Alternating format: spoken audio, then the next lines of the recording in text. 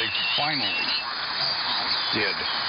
So in 2015, the end of 2015, the site started construction. And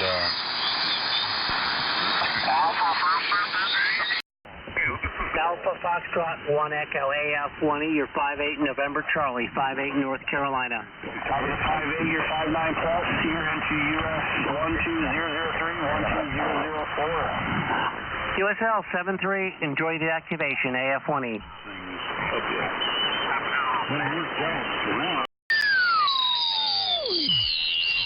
Self-legged wire arrays up just about the very top of the 175-foot Verizon tower. And there's only about 15 feet of Philly strand from the end insulator going to the Verizon tower. So meanwhile, the rest of the Philly strand I rolled up. I gave some of it to my buddy Jim. He used to do tower work, but Jim is no longer with us. He died in a tower incident. So I left maybe about 15 feet of Philly strand attached to the stainless steel cable that used to use the 1T transformer as a counterweight. And I tied the thing off, saying to myself, you know, someday I'm going to make use of this. Why go up the tree and cut things away? So eventually I did. I took the end of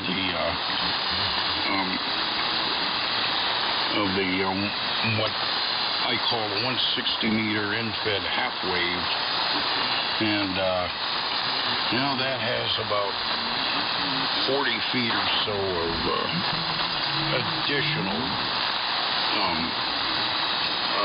vinyl-clad stranded copper weld wire as the drop point going down and into the tree wart, basically an outdoor equipment shelter screwed onto a tree.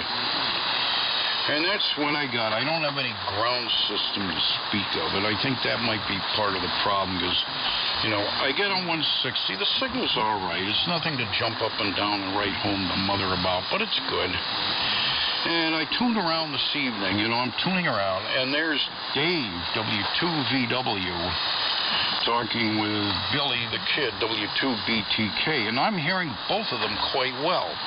And I tried to break in, and I tried to break in, and I tried to break in, and they just could not hear me at all. So I got to do something about that, Paul.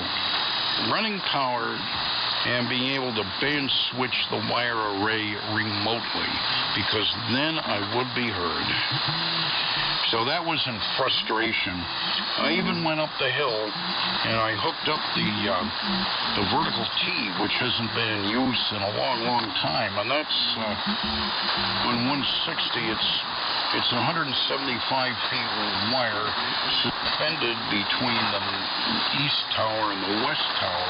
Two towers are about 50 feet plus apart from each other, but each end has, you know, those long power line, fiberglass power line insulators. So the flat top is 38 feet, and the vertical drop's 175 feet. So you'd think it would be a real effective antenna. It can be, but I haven't set the thing up in a long time, and I went up, you know, I was just so frustrated. I hooked the thing up, and the noise and garbage, somebody's polluting the spectrum up on the hill. So I just said, screw it, and heard you guys on 40. So I tried to break in and tried to break in. It's like, what the hell? I'm not being heard. And I thought to myself, well, maybe he's using an SDR. So that's the story. And I'm sitting back having a fireball. WA3VJB from WA1H Yellow. Yeah, probably gave you a sense of paranoia. WA1HLR. WA3VJB. I'm starting to hear that fade on your signal now, too.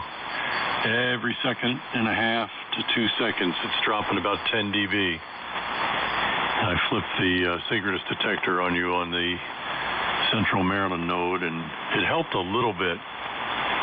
But there's also a slop bucket on the low side that was kind of loud, so it wasn't as distinct as the improvement it made on Ed's.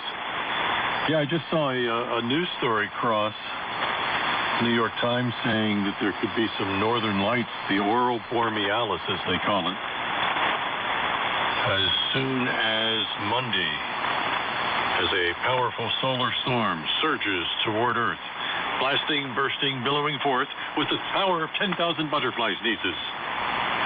What was that? That was from a song.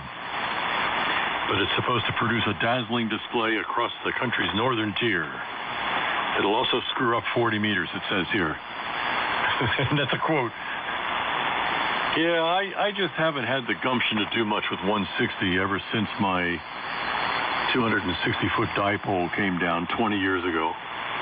But you know, I heard Warren today, the artist formerly known as NY2H, now K2ORS, was here on 40 meters talking with Ted, who I could barely hear, but they checked in and said hello to one another. And then Warren was on his way to something else, but he's around.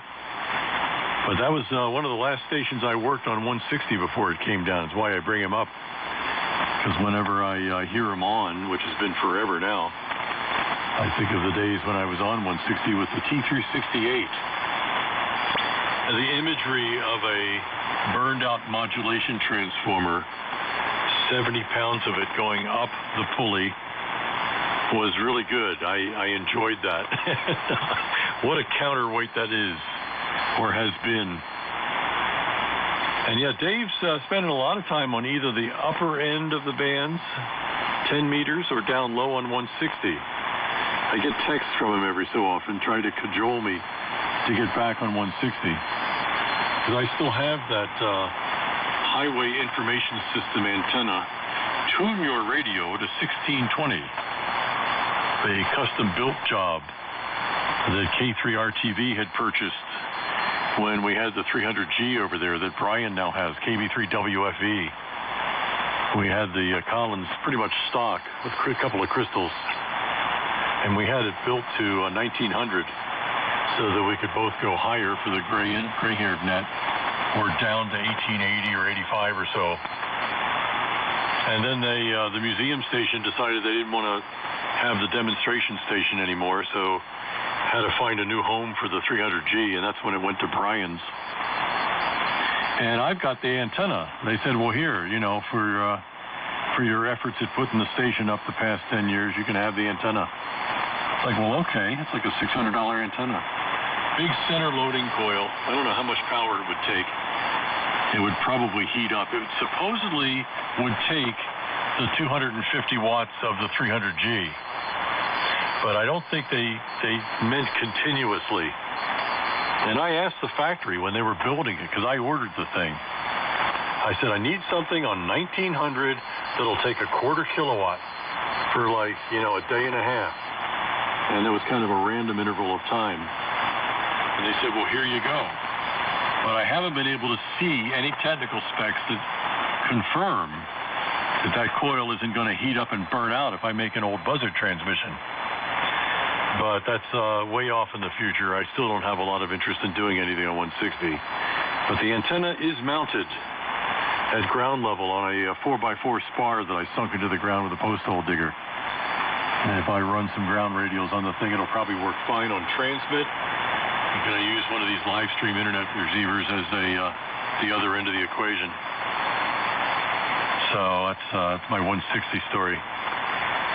And the WG3U was indeed Ocean City, Maryland. I looked up his rig, the Expert Electronics MB1. Apparently that's been out for a few years. It's gotten some pretty good reviews on eham.net. And it sounded pretty good this evening when he checked in with us. So I have to look into that a little bit further as to what that's about, because I really wasn't familiar with it. So back to you, and yeah, be prepared for some band disruption, apparently. I'm going to start heading for the door here and see what's going on in the house. WA1HLR, WA3VJB. Yeah, okay, Paul, very good. Well, who knows? Yeah, you know, I did hear Warren in there. that's when I was having all kinds of, as I thought, antenna difficulties. I was so afraid that it was some problem with the feed line going up to the feed point of the double wide. Thank God it was, you know, the B&W, the low pass filter. Yep.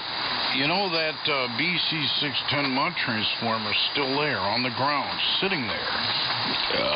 Maybe I should take a photo and send it to you. It's a BC1T out of a Gates. Yeah, 1T? What did I say? 1G? B610. Paul, I'm 76 years old now. I'm subject to screw up. Nah, we'll apply the discount then. Okay. Yeah. Just busting on you. Well, okay, that Traveler's insurance antenna, I'll call it that. Advisory antenna. How tall is that thing anyway? Feet. And coil's about 1.5 feet on maybe a 2-inch diameter.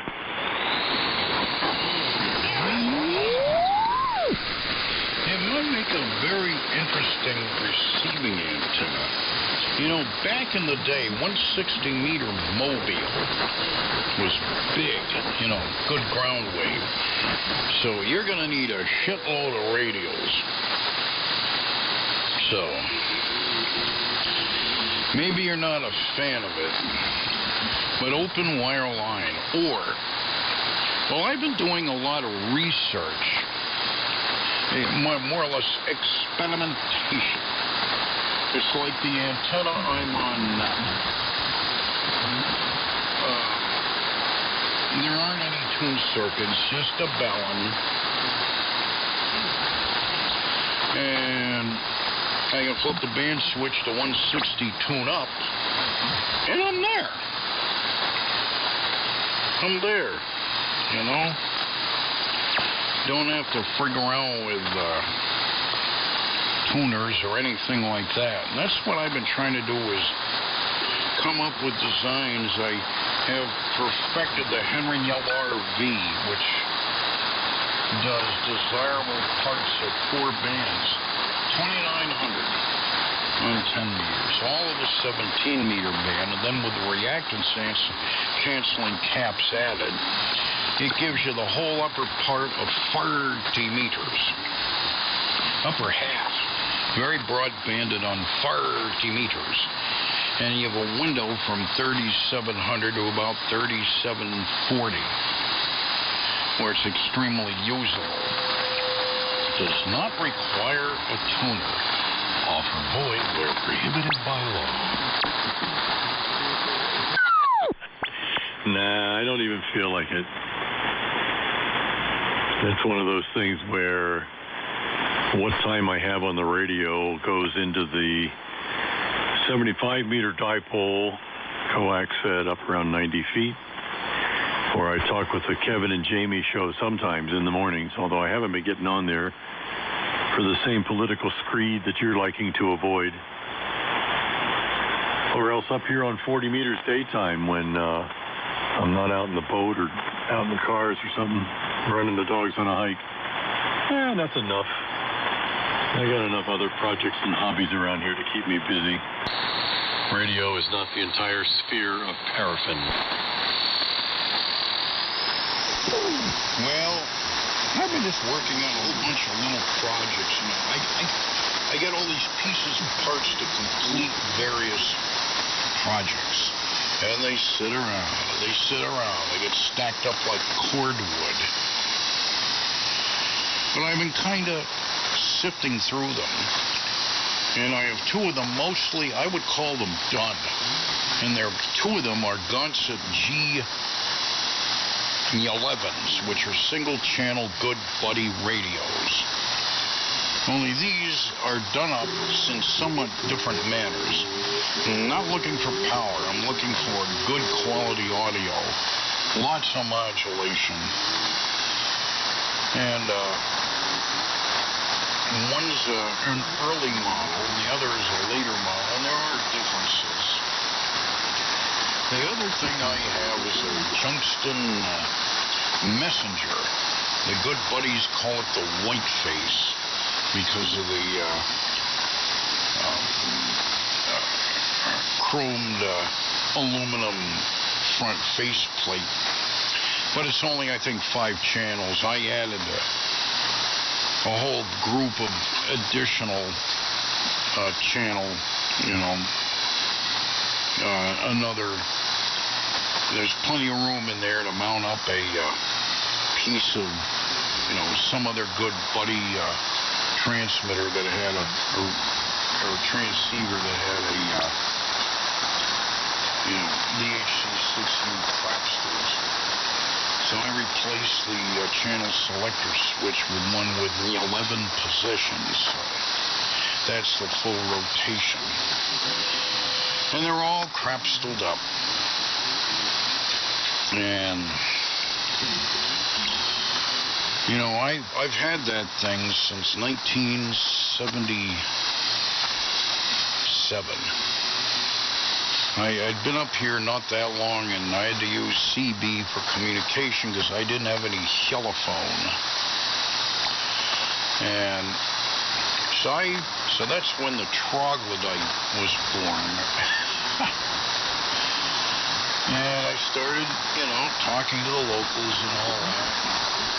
A well-known local was a guy named Handyman, and Handyman had the good buddy radio sales and repair business, only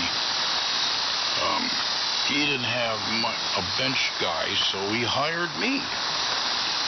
So I'm working at the radio station in the afternoons. I'd go down there and be a nice lazy hot summer day, and Handyman would whip up a Boilermaker, what's that, whiskey and beer or something like that, and I'd have that, and oh, would you wire this microphone into this radio because somebody wanted it? So I would take the solid state good buddy radio and look at the schematic, and I would de-hellify it. Yes, they can be de-hellified. And I'd get rid of the audio descrutinizer, and I would get this reputation. Well, there's the guy that can make a mobile talk like a bass. So we had him beating down the doors. So a Handyman told me that on the used equipment that was turned in, I could have whatever I wanted. So I had several good buddy radios. One of them was the Tungsten Messenger. I had a couple of Sonar Model E's. Those are pretty interesting radios. They're easily put up on 10 meters. The Johnson, not so much, as far as the receiver is concerned, being that it's strictly crapstill control, whereas the Sonar Model E, you have the option to either go crapstill or tunable receiver.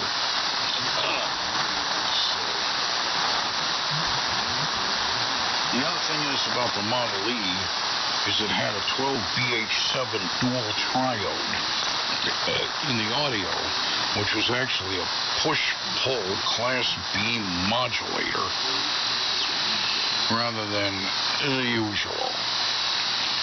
So with the Tungsten rig, I tricked it out. I got that thing making about 8 to 10 watts.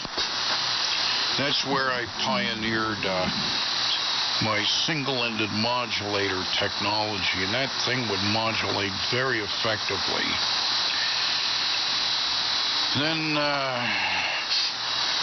I had that thing set up here. I used to get on and raise hell with the thing. So when I left to go to the big job in Armstrong, the second Bible beater transmitter job in Throw Upton, Kentucky, I loaned the Junction rig to Alan, who's now KA1ZZC. Well, then the fire happened. I lost everything, but I still have that transceiver. Then, many years later, enter Glenn Bastard and Chris the Hodman. I'm sure you remember that bleak period of amateur radio. The Hodman, I remember. I never talked much with Baxter. I knew of him. Of course, he was infamous, but yeah, the Hodman was around. Worked him occasionally. Isn't he gone? Yep. Both long gone. Well, Glenn Bastard really took a liking to Chris, having to do with a certain pirate radio entity known as RC, with his host, R.F. Burns. And I'll have to tell you a little story about that. So, really liked the whole thing. So, when Chris crashed in on my shores in '86, it was in October, he showed up, you know. So, of course, you'd stay here. No problem. And I told Chris about Glenn. And Chris was always for the underdog. So Chris formed an unholy alliance with Glenn Bastard. Man, yeah, I remember he was the voice of many of the radio clandestine broadcasts. Matter of fact, he was the Squeegee JS voice, wasn't he? Yep, that's all his. You know, he was probably one of the most talented people I know, just being able to pull humor out of his ass and produce it. He produced that when we both worked at the Wimelo machine. That's when I first ran into you. Yeah, I remember now. Yeah, I'm trying. There was a couple of other ones. Do you kung fu with the master Chu? Well, sometimes I do. Hey, wait, there's a couple other ones. I'm scratching the gray matter here. They'll come back. Yep. Well, RC is now alive and well. Yeah, but it's like Radio Caroline. It's all gone legit on PCQ, right? Yeah, but it's the same thing. There was this dark cloak and dagger aura around the real RC that has kind of been descrutinized now that it's gone legit. Well, I wouldn't say that. Well, maybe I told you, maybe I didn't, but all the master tapes were in a large ammo can that sat in my home on the floor. And Alan, ZZC, was going to be, he was checking in on things, and he was going to grab them and, you know, get into listening to them because, you know, RC was iconic for the time. And, the day after he was up there, he thought about grabbing them, but left them behind is when the fire happened, so they all got reduced to ash. But one thing RC, you know, that I did was I made half-speed copies, you know, 3 3/4 IPs by taking the 7.5 IP 7-inch 2-track mono masters, racking them up on the tape machine, which was stereo deck at TAT. And I'd run that at 15 IPs and take the other deck and run that at 7.5. So in about 25 minutes, I would have copied off 2 complete broadcasters. So I would bring them to Hamfesters, and there were certain people that would receive them. And they were relay stations, like Drana HUM was really into it, and Lee WA1LNP, who I understand is gone. That's a heartbreak. And maybe a couple of others. But Mr. Mike became the liaison between the mail drop and the entity. Maybe I told you that story. I think when you were down here in the Pinto Valdez, do you remember when WDO came over and the husband and we sat in my old radio room in the house? I think that was one of the stories that you told us. Yeah, well, 1982, in October of 82, Mr. Mike called up the guy that handled the mail drop for all the very high-profile pirates. Post Office Box 982 in Battle Creek, Michigan. And Mr. Mike, of course, is a Canadian citizen up in Montreal. Calls the guy up and says, I represent Radio Clandestine. Oh, yeah? Well, fire up and go on the air. Well, I had avoided the segment above 40 meters because, you know, that's where all the pirates would hang out. And for the PC, it's like shooting fish in a barrel. So we suggested that. 7360. Well, all right. So I fired up the transmitter known as the Green Monster. 6 feet erect, 600 pounds, 150 watts out, military surplus gear all rolled together, broadcast audio in it. And I set that up on 7360 into the 900-foot in-fed long wire, which off the end of it was pretty much in the due west. Maybe somewhat slightly, you know, the way the lobe structure is one lobe, it'd be going almost somewhat north of west. So that would drape right over Battle Creek, Michigan. So the guy calls up Mr. Mike and says, yes, I hear it, no problem. But he thought it was happenstance. So it's like, well, if you really are RC, move up 5 kilohertz. Apparently Radio Moscow fired up and was tracking us. So I looked at the freak counter, went to the VFO, the Green Monster moved up frequency. So that's how we got the mail drop. So all the mail went to Canada. And Mr. Mike had made copies of the letters. And when he came down to visit me, I'd get the copies. And you know something? Those copies survived the fire. Yeah, that was like meant to be. I bet the guy's eyes bugged out when he saw the frequency change. Yep. So, you know, that was then.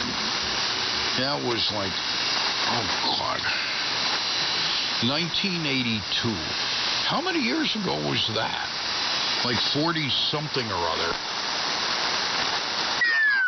3 years ago. Man.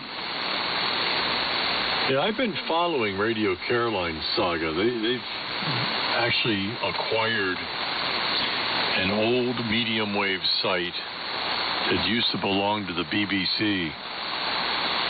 And apparently, as the story goes, the daughter of a member of the British Parliament was a big fan of the real pirate Radio Caroline. And she told her dad that these guys have tried to apply for a legitimate license. What can you do for them? And apparently he pulled some strings with Ofcom.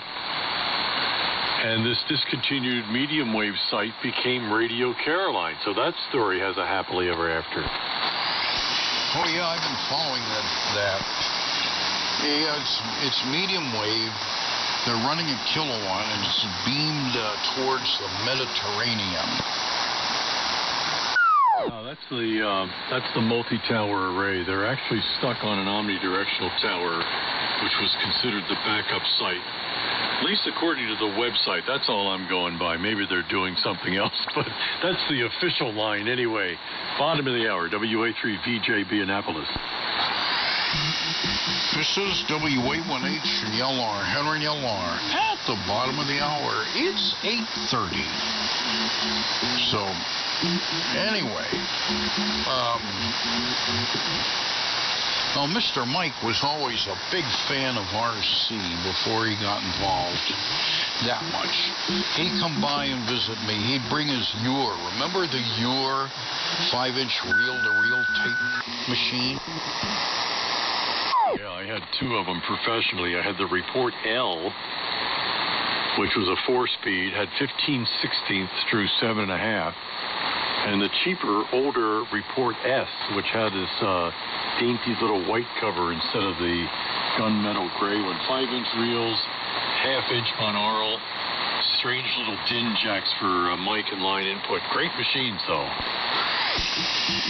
Yeah, I think Mr. Mike had the Report L, but he'd bring that thing along, and he would dub off copies of RC.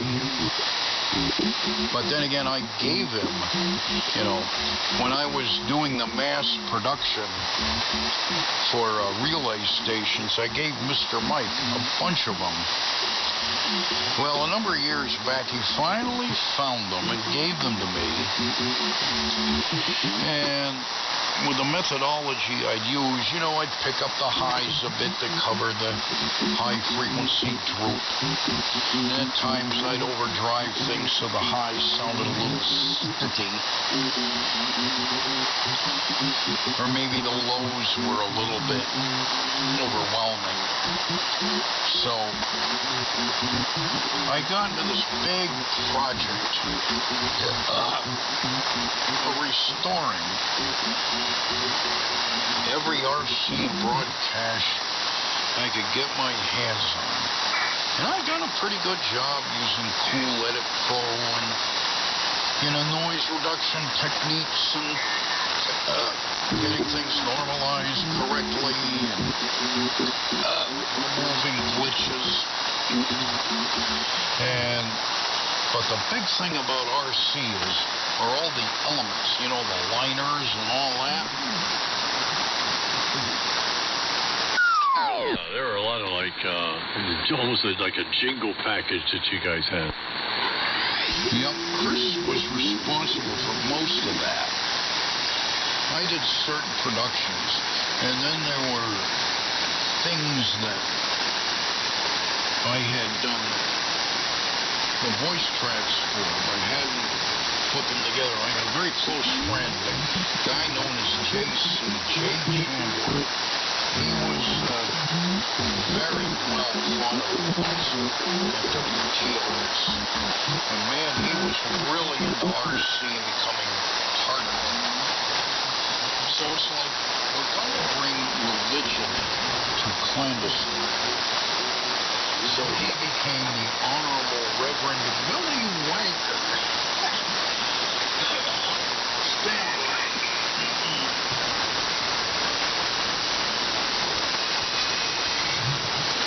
So I recorded a couple of dry voice tracks.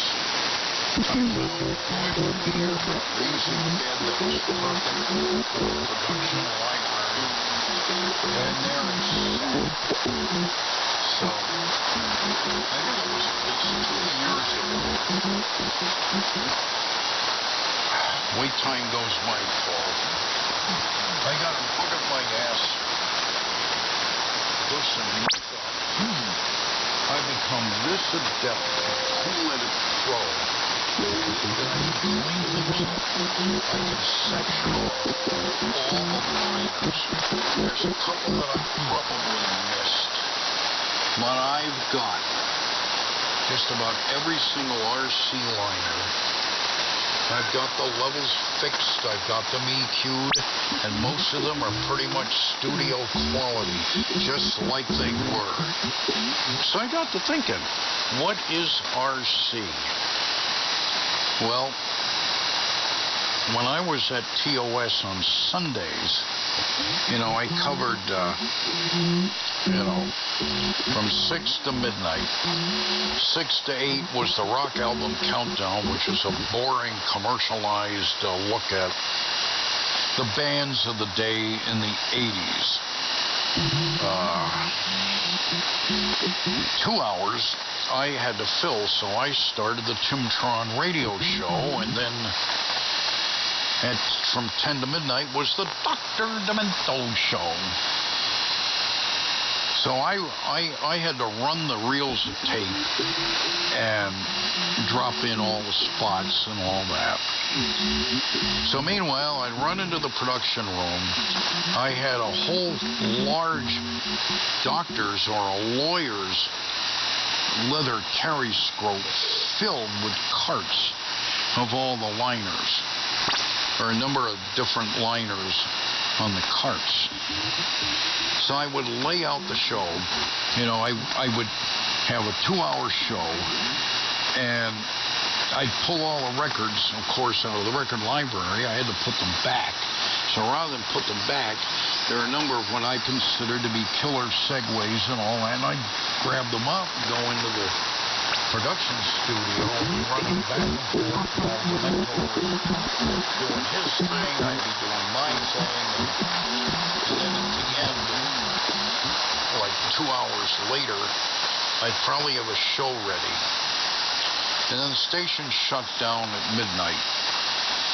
So I'd shut everything down, go home, and like a good sailor, I'd wet my finger and hold it up to the wind to see which way the wind was blowing.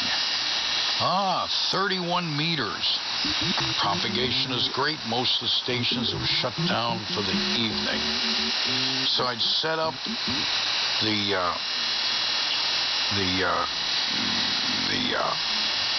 Green Monster. The Green Monster had a tune mode, which was half plate voltage. And I could feed that, use that as an RF exciter for the 41000. So the 4x1 was a general coverage transmitter. So I'd fire up into the 900-foot end fed at least a kilowatt. And I would premiere a broadcast. I don't know who heard it, but it probably was going all the way to Hawaii. Oh, man, that was before the days of SDR reception, too, so there was no way you could do any kind of instant confirmation, huh? Nope, long before SDR technology, long before.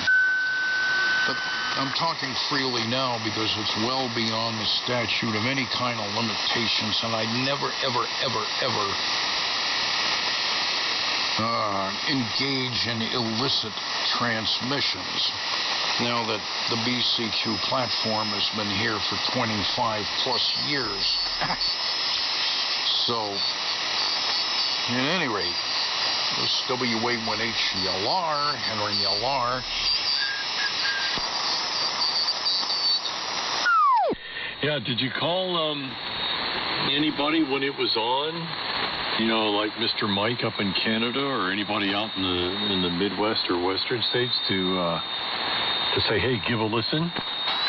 No, I didn't know anybody. And I'd rather be totally anonymous.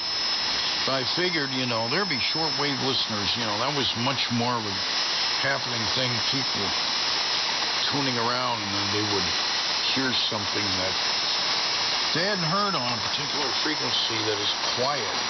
Now it's occupied, you know. So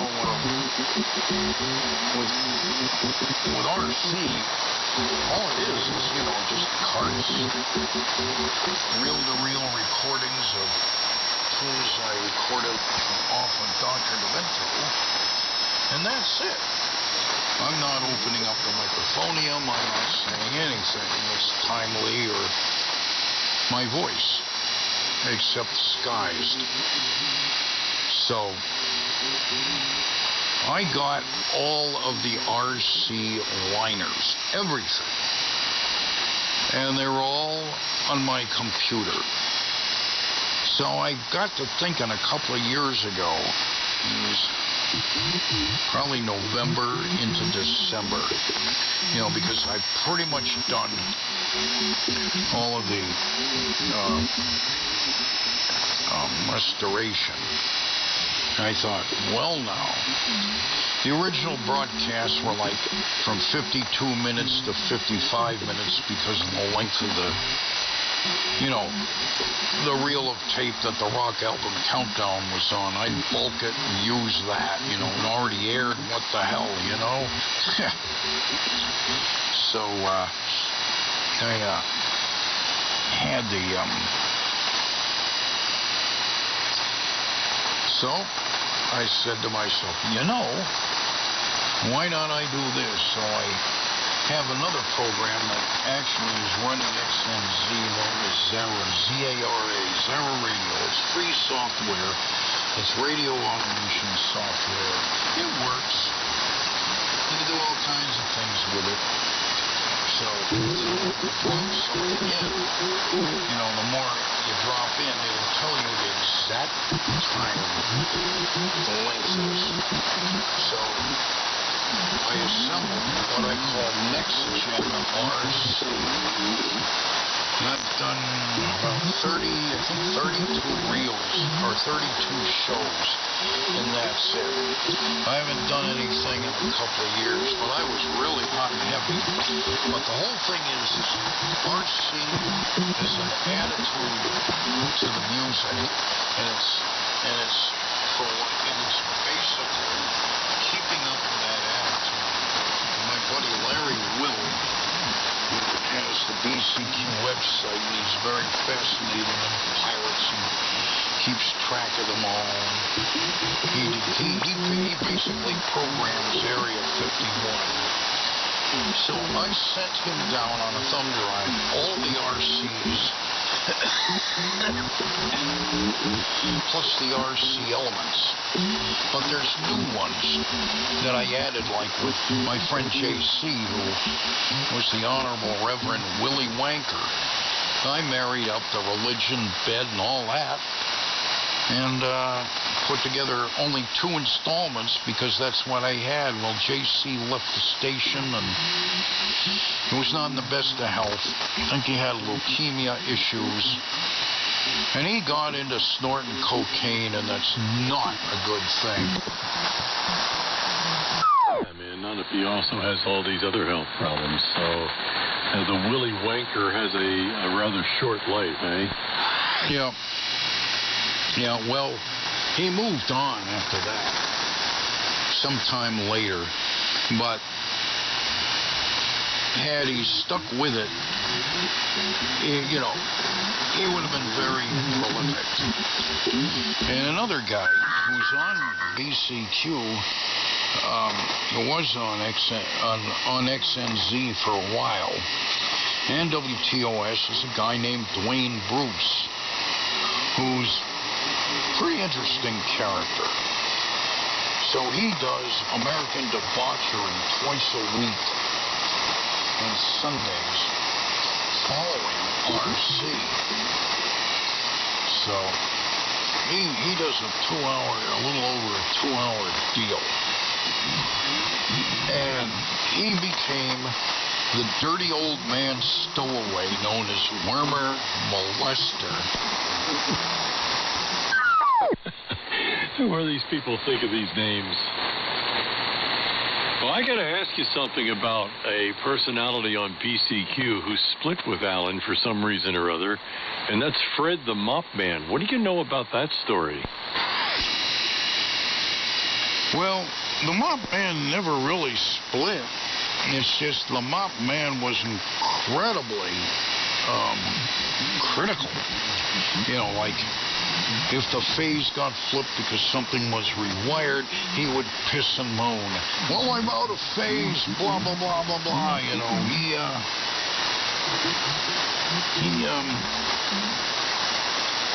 had been talking with Alan, and I think he kind of wanted back, and Alan would say, sure, come back. So it didn't go anywhere. Well, I don't know. He's on a super senior page that I help manage on Facebook. And we discovered that Bruce Franklin has built a 49 meters,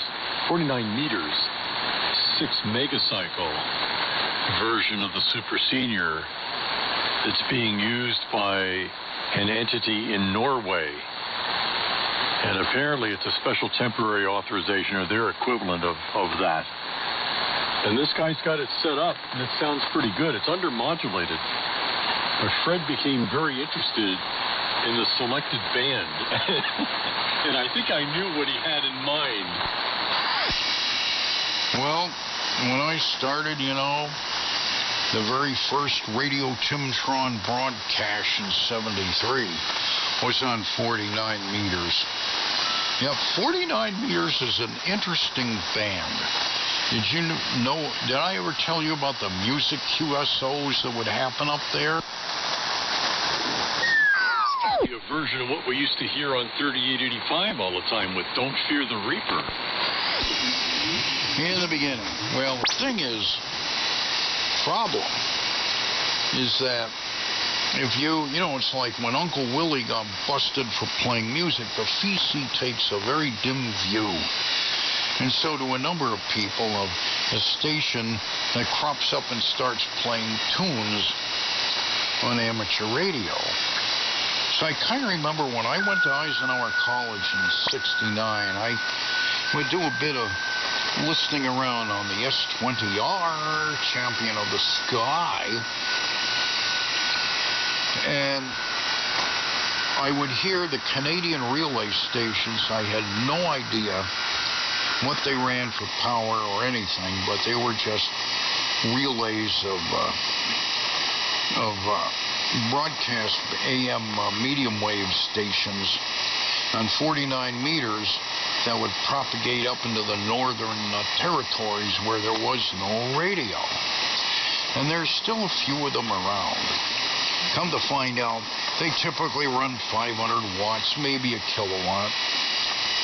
Antennas like a simple lazy H or stacked dipoles or what have you. And they'd have good signals.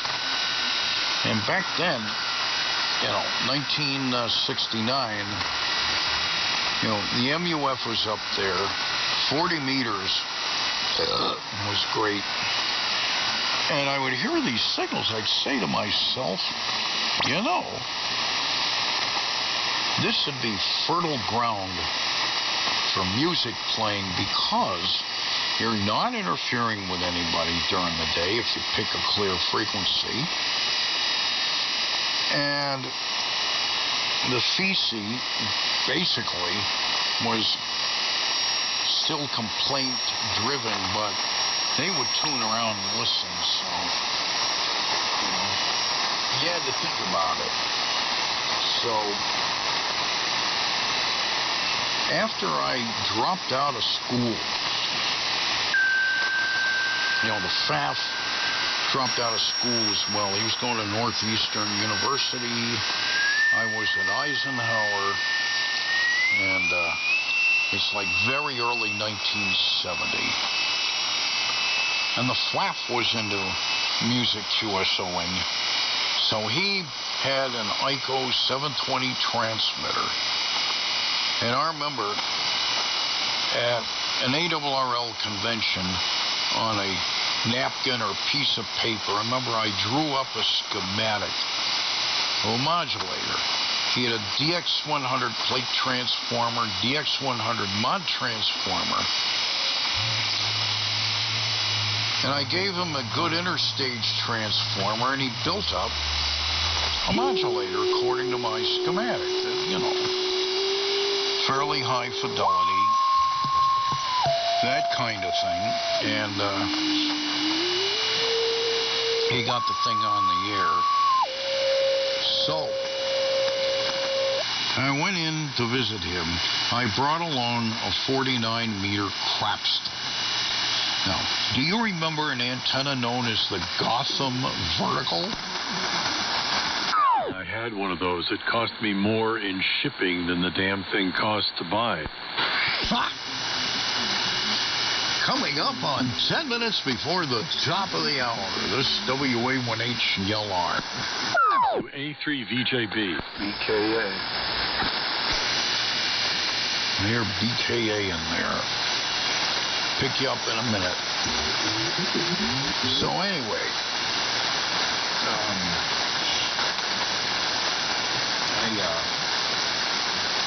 LaFaff was at one time, his claim to fame is he was the youngest licensed radio amateur in the country.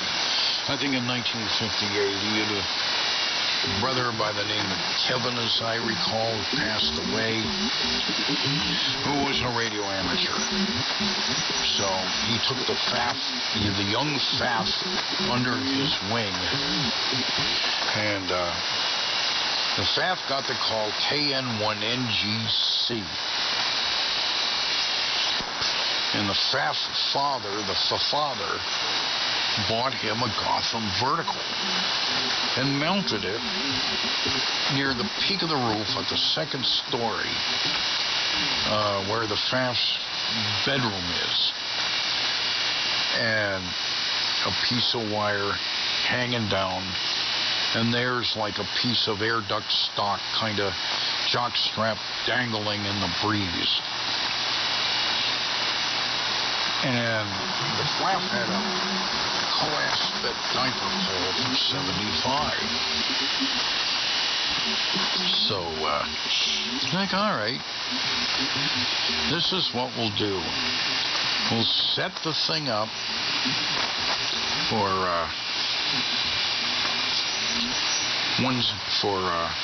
49 meters. So, you know, it's a short vertical, but the base of the thing was up maybe at least 20 feet above the ground. So a quarter wavelength is a little over 40 feet. So it was just enough room to have two quarter wavelength radios at about a 60-degree angle coming off just at the base, going to a split rail fence or whatever you want to call it that belonged to a neighbor dividing the property. So there was the elevated radial ground system. And was able to tune up the 720, no problem. Into the antenna, played around with a little inductor, got it working. Well, then after that, I went home on the metal dinosaur, and I was all set to go. I think I set up my 160-meter dipole. I had the Crapbox 180 up and running. My high-fidelity modulator that had Pairvate 11s in it. And I called the Faff up on the phone and said, well, let's do this, essentially. So I go back out to the shack, and I'm tuning around. And I hear the Faff on there. He picked out the call sign since he lived on 249 Waverly Street. And there's a Waverly, Ontario. And he came up with the call sign of CFAF. And we came on, and there's a recording that exists. And I think I have it. That Gross Mark, WA1ION, recorded it. And it sounds yellowy. But it's the FAF saying, calling Radio Timtron worldwide, calling Radio Timtron. This is CFAF at Waverly, Ontario, or something like that. So I was ready. And I had everything tuned up, and I dropped on my signature song. And he heard it. So we had a music cue. So can you guess what that signature song is? Maybe it's Don't Touch Me There by the Tubes. No, the Tubes weren't around then. Steppenwolf's Magic Carpet Ride. The FAF, I believe, was Marrakesh Express. Compared to Steppenwolf, come on. I know, but you know, you're talking two different personalities. The informed listener, and there was some kind of poll that I could check a box, Steppenwolf would have won. Oh, for sure. So after that, like a month or so later, everybody started getting into the act. Even Chuck, who was WA1EKV, he had his pair of 833s modulating a 41000. You know the AC is on, don't you? No, I don't. It was too warm in here. Now it's fine. Okay. It's been on all evening. Yeah, all right. My wife is informing me that the AC is on, and I've had the screen door, you know, the solid pane drop because it was warm in here. So anyway, it started being one of those things where the 49-meter propagation was very good, you know. And it'd be like a Saturday morning, or maybe it was a Sunday morning, one or the other. And everybody would be accruing on 75. And you have a group of people that would just, the QSO would just balloon to where, you know, you have people that were not really additive to what was going on. So I would say, hey, you want to go way up the band? So half the guys would leave, and then you'd be tuning around on 49 meters, and you'd hear everybody had their signature song. And then it would turn into a full-blown music QSO for an hour or two. Then everybody would hang it up. This went on for a while. Then as the MUF started going down and the skip distance was getting long, operations basically ceased to be. But various shortwave listener rags were taking notice of it. And by then, everybody closed their doors, and even myself. Anyway, that may have been KB8BKA that was calling in. This WA1HLR.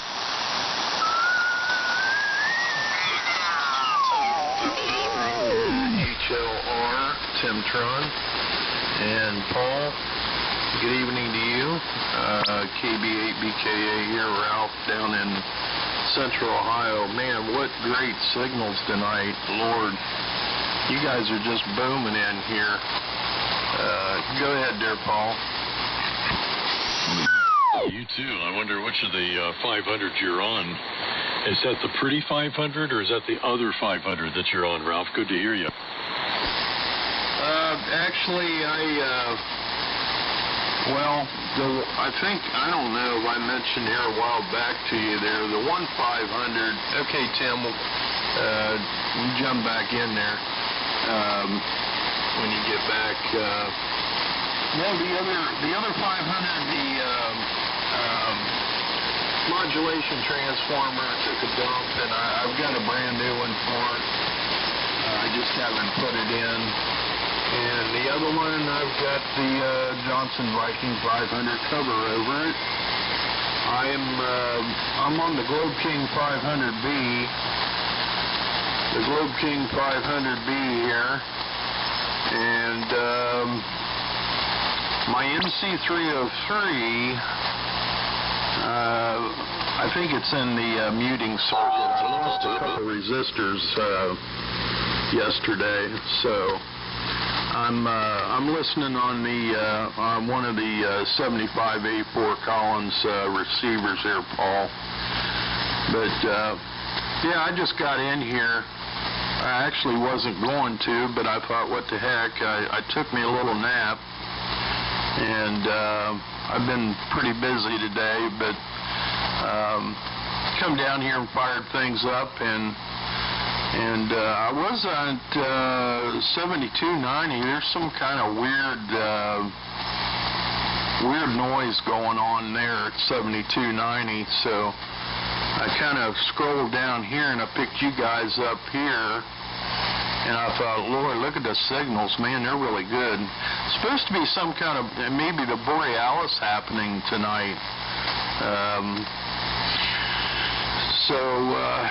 Anyway, I don't know if that's got anything to do with it or not. It might, but signals are excellent. Paul, you're 35 over here on this Collins, and Tim was right here about 30 over, so very good, excellent signals. So anyhow, back over to you, Paul. Long time no hear, and I'm just kind of getting back on the air here on AM since cool weather's kind of moving in, and it's getting about that time of season. Hopefully all the storms and all that will subside a little more than what they had been all summer. It's been pretty noisy here. So we're kind of getting back into the swing here, getting ready for winter. Back over to you, Paul. Daggone if I didn't forget what your call is. I know it's a bit of a tongue twister for me, but you go ahead and give me your call again, so we'll throw it back over to you, Paul. Good to hear you. KB8BKA. Anyway, I'm back. This is WA1H. Faded away and come back again. KB8BKA and WA1HLR from WA3VJB. Whiskey Alpha 3, Virgin's Jealous Boyfriend. It was anointed to me many years ago. Yeah, I was just looking at one of the news service wires, and they talked about a fairly significant aurora on the way as early as tonight. But I'm not getting any of that watery kind of QSB, Ralph, that suggests a auroral borealis is underway. Skies are clear. I ought to walk out, turn the light out for a minute, and see if I can see anything here, but I tend to doubt it. What happens here, or at least what I've witnessed before, is that when you get aurora, the band goes quiet. It just soaks up all the signals. We were at a Hamfest, probably 15, 20 years ago now, and we had an AM festival station called Whiskey 3 Foxtrot, West Friendship, out at the Howard County Fairgrounds. And a guy by the name of Frank Esposito, KB3AHE, passed away now, but he had a screen-modulated 4-1000, and the receiver was a Super Pro 200. Nice station that we had with open wire fed line, Nice doublet off over a horse corral area at the fairgrounds. And we're on the air having a good time. We had a Rolling Rock hour with the 10 p.m. toast and everything else. And all of a sudden the aurora hit. And we could see it to the west because we were outdoors in a reviewing stand. And the sky lit up with this green, blue, wavy thing going on, and the band disappeared. I mean, it was like grounding the antennas, Ralph. It was amazing. And we were witnessing an aurora that had just floated down. So although I've heard some fading, some fairly rapid, like right now, 10 dB swing between peak and dip, that's even greater than that. Signals have actually been pretty good for a couple of hours. When I was talking with Ed in here, KA3PTX, a couple hours ago now, conditions were really good. And now they've started to fade a little bit, but it's nothing like an Aurora Borealis would have wiped out the band. Okay, on the Globe King, yeah, it's doing okay. It doesn't have the sense of audio quality that I remember from the Johnson 500, but it's great signal, you know, blasting right in here. I see that to the right on the photo of your operating station there on your Z profile. Okay, there it is. And yeah, I do remember now about the mod transformer going out on one of the 500s, but you had a backup. I mean, how many of us have had a Johnson 500 in the first place? And you had a main and a backup. So I guess before the full radio season kicks in this winter, you'll have that thing back.